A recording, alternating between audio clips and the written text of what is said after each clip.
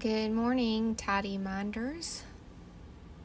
I thought we would do a little bit of a meditation, conscious conversation. I'm understanding that meditation is different than how I always thought of meditation. I used to think of meditation as getting very still, going down into a very deep place within myself and having some type of experience that proved to me that I had reached a certain state. And I'm not saying that that's not possible, or that that's, if you do that in meditation, that that's not right or wrong, or I'm not saying anything like that. I'm saying that meditation for me is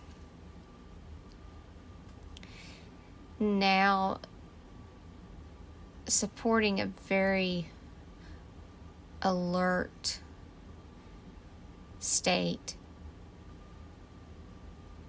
of beingness, like an intense awareness, holding an intense awareness.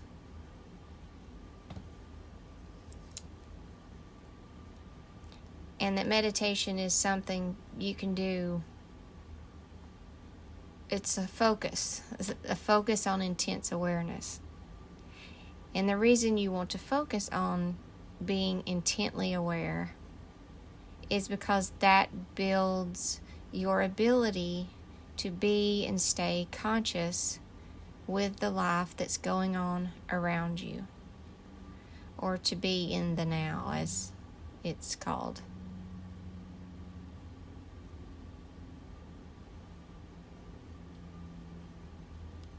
And why do we want to increase this consciousness other than being able to be very present in our external world? Because that also gives us the choice and the ability not to go into suffering with the mind, with the voice of the ego. If you've been following the tidy mind process, we've gone through stages, and in the beginning, in the first tidy mind course groups we learned the very first step of increasing consciousness, and that is separating from the mind, knowing that it is not you.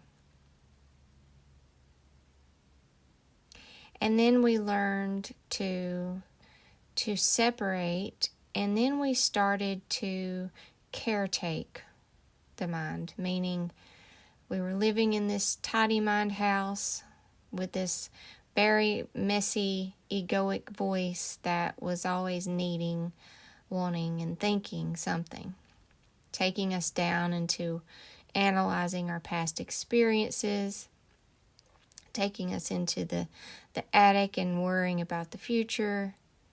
It was just dragging us all over our mental tiny mind house. And we were suffering with it because we thought it was us. And we believed everything that it said. And it was very strong. It was dominant. There was a lot more strength in that ego voice in the head than there was in your ability to be conscious. And so we learned how to, when it was dragging us around, identify where we were in the tidy mind house and take a step back and say, whoa, that's not me. Hold on. Hey, mind. Hey, ego voice. And then we learned some mind management, or how to manage this mind by meeting its needs in that moment. And our purpose for doing this was to calm it, to try to calm the energy that it had, the strong pull that it had, not to take us into making a huge mess in our life, but to say, hey, I hear you, it's okay. What do you need? What are you afraid of? And the answer to both of those questions, at the core of it, what do you need? It needs your attention so that it can gain power. What is it afraid of? It's afraid of losing power, of losing control over you, what you are, a consciousness in a physical body. So that ego voice is not you. We learned to separate. Then we were talking to it to try to, almost like talking to a crazy hostage, taker, and trying to sneak away from it to calm it so that we could not be taken for a wild ride by it. And now we're kind of in a third phase where we are transcending the ego voice, meaning even though we still are attached to this voice, we're not going to try to cope with it and manage it by constantly giving it attention, which is what it wants. You're still fueling it, and it's still getting power. Even when you're trying to calm it, you're giving it attention.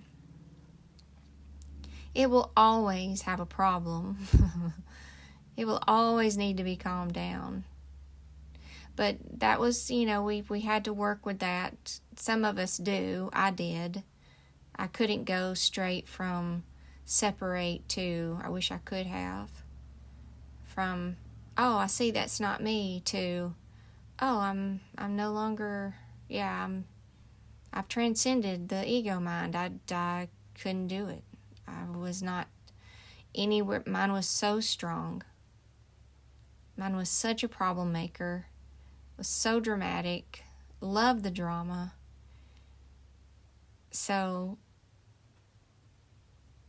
I needed to do the caring for it, becoming its caretaker, so that I could kind of detach from wanting everybody else to comfort this part that lives in me. Thinking they should comfort me. I kind of was able to really grasp that this was my responsibility. This becoming conscious was my responsibility. And as long as I allowed my ego voice to blame everyone else, and to blame all the life situations, and to blame all the people for not doing what I think they should do, and the ego voice says, but I deserve this, and they should treat me like this, and I should have this and that, and they shouldn't talk to me like this and that, and that's all the ego voice, and that's all blame, and that's all it trying to preserve its identity. I deserve better. Self-preservation. So I had to break mine of that first. And that is why we did the caretaker process. And we even went as far as we broke it down into 5 different little categories of ego voices. We called the 5 inner children, just so we could see what it was, wanting in each category, wanting, needing, and thinking in each category, and which category it caused the most trouble, work, home, relationships, money, and body. And the ego voice can take over any area of that life, of that aspect, and feed itself through that. Mine was using work to feed itself. It was using relationships, oh my goodness, to feed itself. Relationships was the biggest for me. Intimate relationships.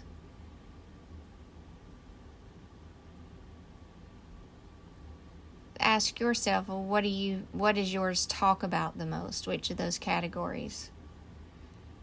And whichever category, money, home, work, body, relationships, whichever one it talks about the most, that's the one that it uses to feed itself, because it knows that it has a very strong pull, and consciously you still care about, you're still attached to something in that category, or have a big fear of something happening. You've not yet surrendered and just allow things to happen. You're still trying to control it in that area with your ego voice.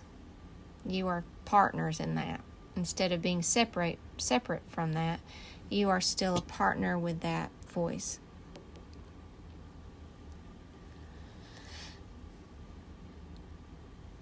So then, now, I'm realizing I still feel that step 2 is necessary for a lot of us. But I do want you to know that does, even though you're not allowing it to feed off of what it's trying to feed off of, it's still getting some fuel just from your engagement. From you analyzing and processing with it about, oh, okay, well, it's getting attention from this, and you're still giving it attention. You're still lost in your head with it, trying to help it. And so it will feed off of that. And what does that mean, feed? It means it gets power to, when something happens that it doesn't like, it has the power to grab your attention and suck you in, make you believe that you are that voice, and now you're having a drama, or you're suffering, you're in pain, made up pain, emotional pain, like this is just happening in your head, but it causes so much great suffering and pain. So at the next phase of being able to stay conscious and give power to consciousness,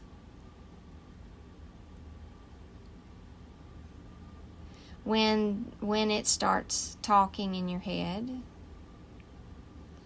instead of meeting it with the caretaker voice of, okay, talk to me, what's wrong, how can I help you, what do you need, instead of that, now you see yourself standing on the outside of the tidy mind house, just listening to it inside, but you're not in there with it. Meaning you're not giving it anything. You hear it because you're still, we can all hear that frequency, that radio station of the ego voice. It's not our voice. And you've become strong enough to walk outside the door of the tidy mind house and stand outside in the space, in spaciousness. And you can hear it in there, screaming and yelling or fussing or whining. And this time you just stand there. You silently observe. You're not giving it your judgment, like, oh my God, you're horrible. Or you're not giving it a label. You're not giving it anything. You see it happening, you hear it happening,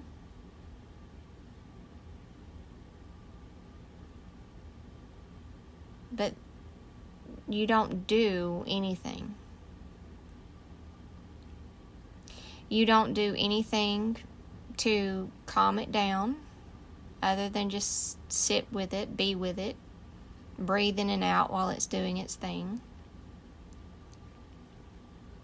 And you definitely don't do anything that it says to do in the physical. So while it's fussing and maybe it's angry at someone and saying, you better defend me, you can't let them talk to me like that, you better tell them, you better set them straight, you don't do that. You no longer engage and you no longer react with the voice in your head. You just silently, with no thoughts, breathe, watch, listen. And every time you are able to do that, it loses power, and your consciousness, your ability to stay conscious, grows in power. So you are transcending the mind, the ego voice, and what it says its life should be. It likes to possess life.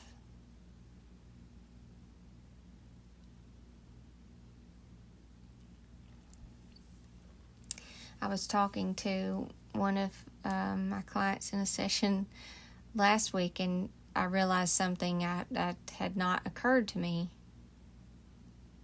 And we were talking about food and weight.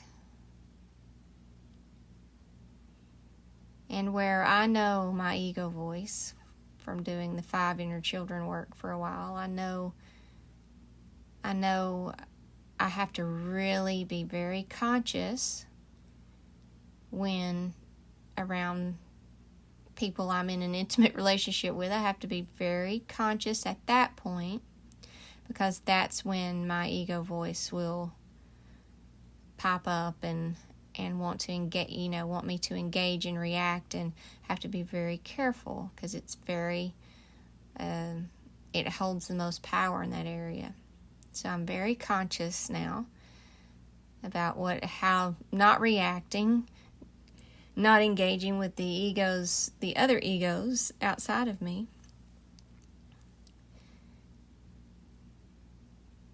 But she was talking about food, and I had not, because mine hasn't created a major problem in the body.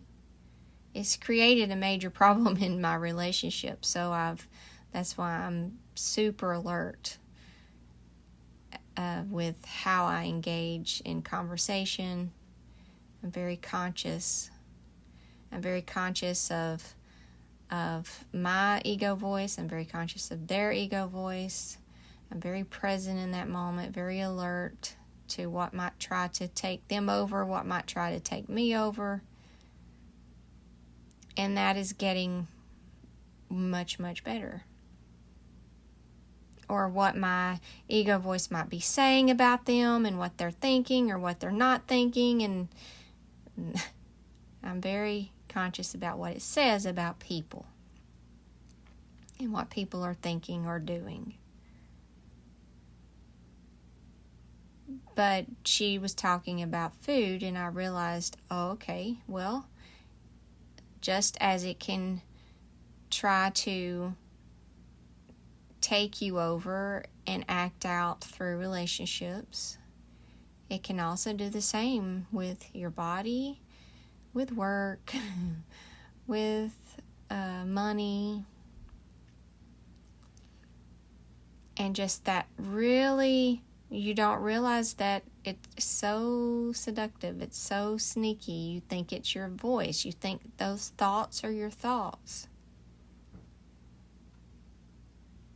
And so I'm realizing that it was, even though I was conscious in one area of my life, that there was spaces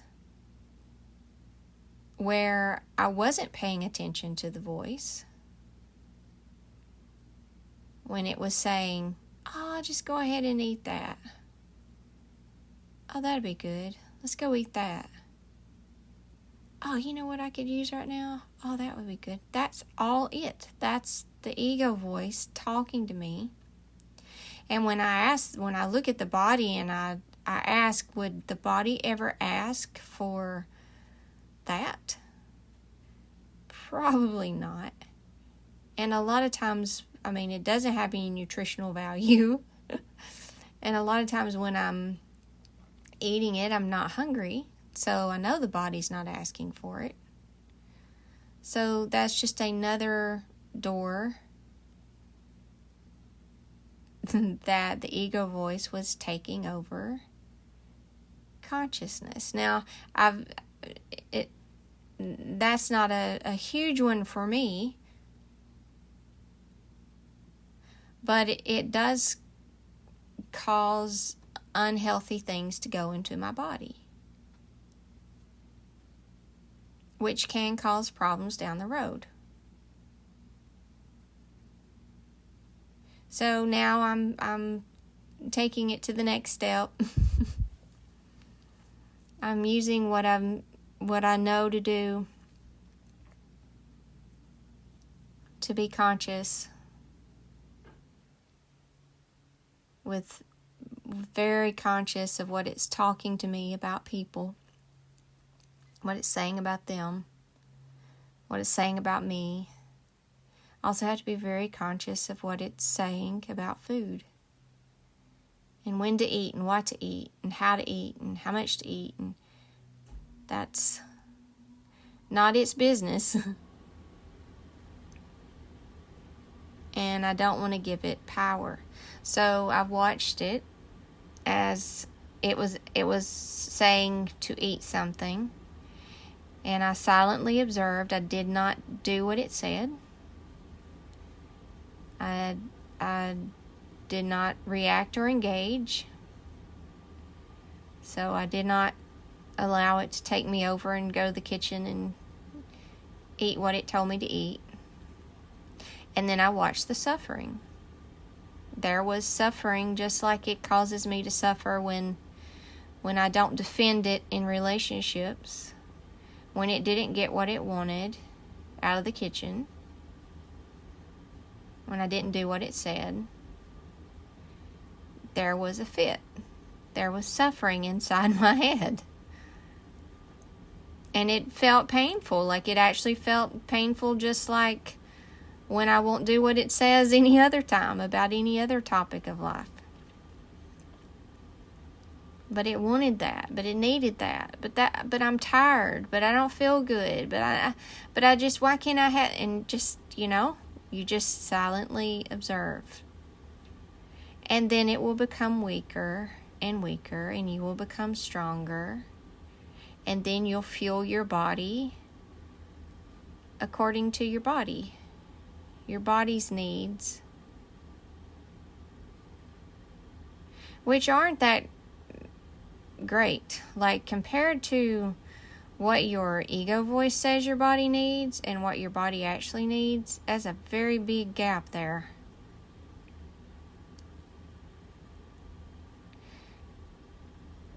And the food is not for the ego anyway. The ego voice always wants something happening, something to do, something exciting, something flavorful, something to enjoy, something to stimulate. So that's why it uses food. Because just for a second, it can get a little stimulation. It can get a flavor. It can get an experience. It always wants an experience. It always wants to experience something it's not experiencing. I need to be experiencing and feeling more and more. It tries to get that richness of life out of a quick fix through food or whatever else. because that's the only way that it can experience it. It can't experience the real richness of life, because you can only do that when you consistently move outside of the tidy mind house and are in the open space and are able to focus on your external world and the life going on around you, and actually be with that life and that life be with you. And then that's when your consciousness starts to grow stronger. You're always connected to life, but your knowledge or your remembrance that you are that life starts growing also. It starts coming back to you. And so the richness of life starts to come back. But the ego voice has its own version. It's never as good, but it has it, and it never lasts but a second or two. Where the life version, the consciousness experiencing itself as life, is always. It's just there. It doesn't go away, come and go, unless you leave it by getting distracted by your mind again. So, your ego voice may be popping up about money and money fears. And just silently observe it. Don't do anything that it says to do. You better hurry, you better fix this. Don't engage with it, don't react. Don't go into suffering with it.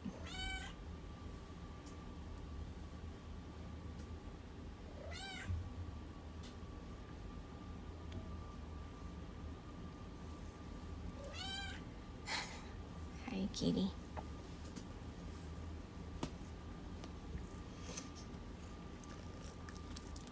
Or it may be talking to you about work. I have to have this, I have to have that, and I hate this job, but I love this job, and if I could just have this, and that's all your ego voice. It will make you hate a job that nothing is actually happening. It will make you hate it by talking to you about how horrible the people are and what they do and what they don't do and what they think about you and what they don't think about you and what they should be giving you but they're not giving you, and how I deserve so much more because I do such great work. That's all your ego trying to build itself up. I'm not saying that it's not true that you do great work. I'm saying that your ego wants credit for that, and it wants to be treated. Your ego will always want to be treated like a king or queen. With special, it always wants to be special. Hop down.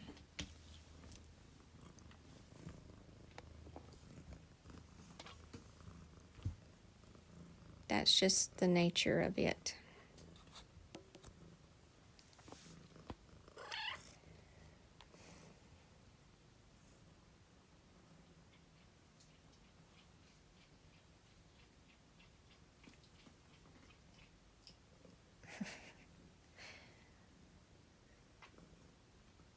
Home, it may talk to you about, well, I should have a bigger house. I should have, it always wants more. If I have a bigger house and people think more of me, and then that strengthens my identity. It's always looking to strengthen itself, especially in the eyes of other ego voices. But when you transcend that and you live outside and you just silently observe everything, it's not controlling you and making you go out and spend money you don't have to impress people, or because it says it deserves it, or you're not getting into all of the messes that it gets you into when you're being controlled by it. And then that creates more suffering. See, now you've got suffering going on inside of you and outside of you because you can't pay for all the things that it said you needed to impress whoever it said you needed to impress, or to have a measure of success. Have to look like a success. I can't look like a failure. That's all its idea. It's always trying to get stronger through things that it thinks is popular to the world. What all the other egos are doing.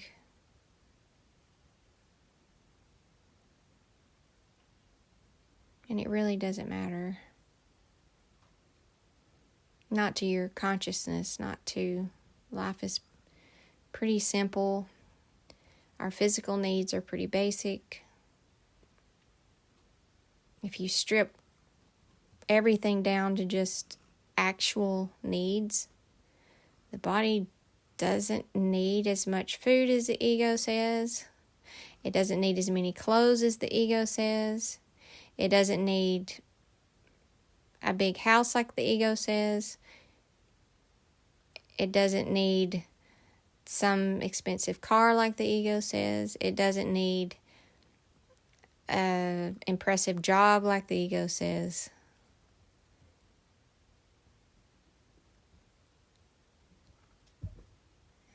Now, I'm not saying there's anything wrong with experiencing those things,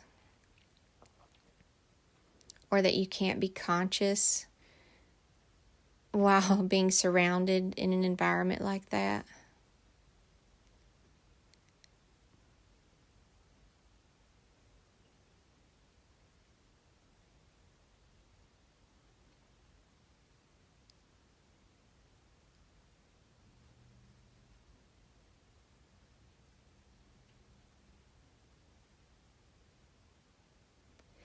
I hope that you've gotten something out of our talk today.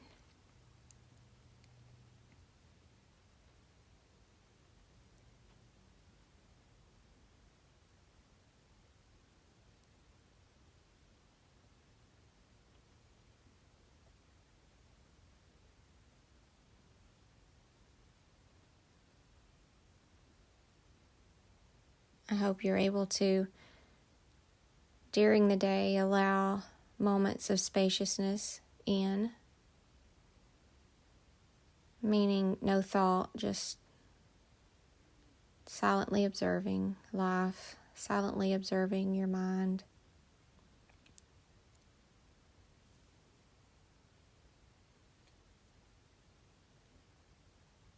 You can even use sound to ground you in that silent observer. I have 2 words I'll say to myself when I can feel my mind just jabbering away in the background, and I can feel myself kind of getting pulled in or sucked into the story it's telling about whatever it's talking about. And I'll say to myself, sound ground. And what that means to me is to pay alert attention to the background sounds around me in life, in my external world. And it's usually happening when I'm on the road driving. So I'll really ground, I'll really anchor into the sound of the wheels on the road noise. And I'll keep my focus there on that sound. And that grounds me into reality of what's actually going on here. Is I'm driving a car. I'm driving by trees. Driving by houses. It pulls me back into consciousness. It puts me back into that mode of silent observer of life. And then I'll hear, the voice doesn't shut up just because I do that. I can hear it still in the background, but I'm not lost in it anymore. I'm not totally ignoring my surroundings while listening to it, driving on autopilot. I'm actually focused on the road and the sound that it's making. So you can use sound like that. That's That's probably my best one that helps me the most to get away from the ego voice and the stories it's telling in my head, because I get real sucked in by the movie in there. So I'll come back out to the sounds. I'll let sound ground me in the life that I'm in right now.